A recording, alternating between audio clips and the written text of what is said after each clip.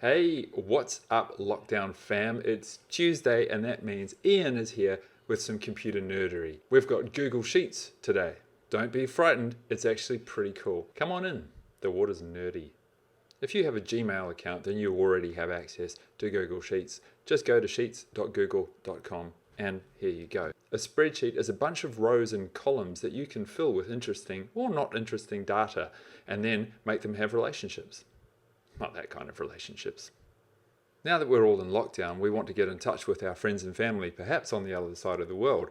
Maybe you'd like to translate a little phrase into their native tongue. Now, I assume that most of you know about Google Translate. I can just type in a phrase here, and I can just choose a different language and it'll pop right up. However, if you've got friends in lots of different countries and you'd like to translate your phrase into lots of different languages, that's where this little trick is going to come in really handy.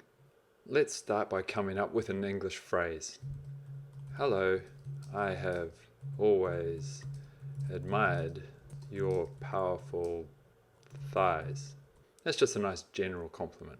Here comes the clever bit. Now, I'm going to start typing a formula into the next cell. I'm going to type an equal sign, start typing goo, and it's going to complete Google Translate for me. If I hit enter, it's going to type the rest of the word and an opening bracket. It's going to give you some clues as to what to type next.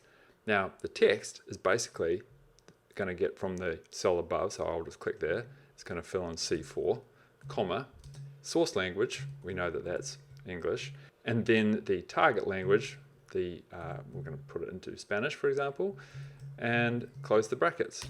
And then, hola, siempre he admirado sus poderosos muslos. Sorry about that, anyone who knows anything about Spanish. We can get even cleverer than that. Let's put the Spanish part of our formula in the cell next to it.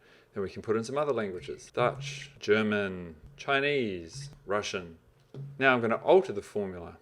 So the source language is always going to be English in this example, but the destination language, or target language, we can take from the cell next door. So I'll just pop there, and then I go down and hit Command D. It's going to fill down. Oh, wait, there's a problem. Do you see it? Those aren't really the actual languages that we want. There's an error in the formula.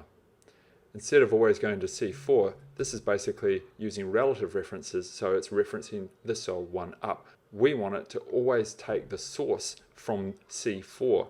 In that instance, we need to add a dollar sign, $C, $4. That turns it into an absolute reference. Now, when I fill down, it works perfectly. You can keep adding languages, change your phrase in here, and it will update immediately. Because all of this is in the cloud, it's accessible from wherever you go. Not that you're going anywhere now. So there you have it, Google Sheets. Is it nerdy or is it sexy? Something to think about.